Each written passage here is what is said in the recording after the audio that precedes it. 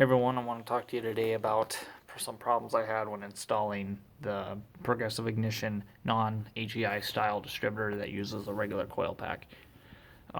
Couple issues I ran into is I stabbed at 180 off, which of course, according to my timing light and everything, it was fine, and it was at 10 degrees where it needed to be, but it kept trying to backfire, and I'm still relatively new to this stuff, but I got it figured out pretty quick. Flipped the distributor 180 and we were good to go there.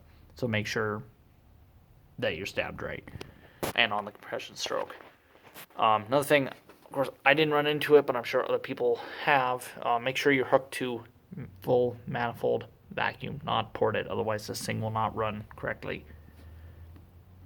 But my biggest issue I ran into, I installed a relay that supplies full battery voltage directly to the coil, just so I'm not going through all the old wiring and it's not going through that fuse box and it's on its own dedicated circuit. I mocked all this up together before I installed the distributor and had it running on my regular HEI distributor.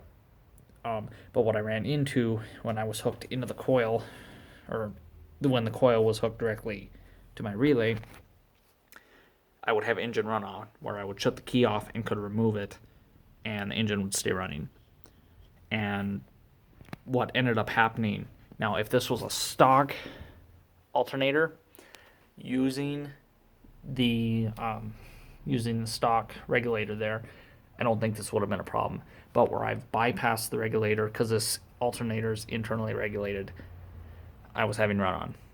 And what ended up happening is I have a trouble light in the dash for the generator, which was how this car came stock.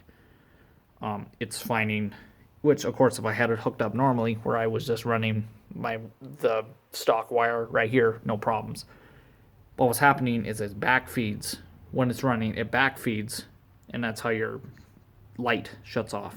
And either way, when you would turn it off, the light would go on because it's not supplying power to the alternator, and would backfeed through everything. And because this already is grounded, because when I was starting it or when it was off, you could hear the relay click like normal. But the moment it was running and you would shut the key off and it could feed backwards, this was already at supplied ground because it's working as the relay, and it would supply through and it would keep the engine running. So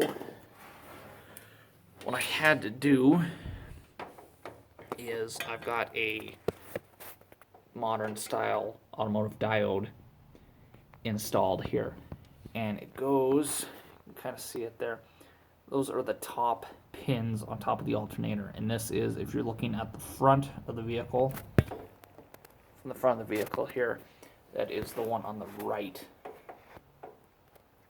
And I just installed that in line with the diode pointing towards the alternator, and that fixed my problem. So that is the biggest issue I ran into. Other than that, still kind of fine-tuning it and getting used to driving it like this, but I love it. It idles so much smoother, it runs better.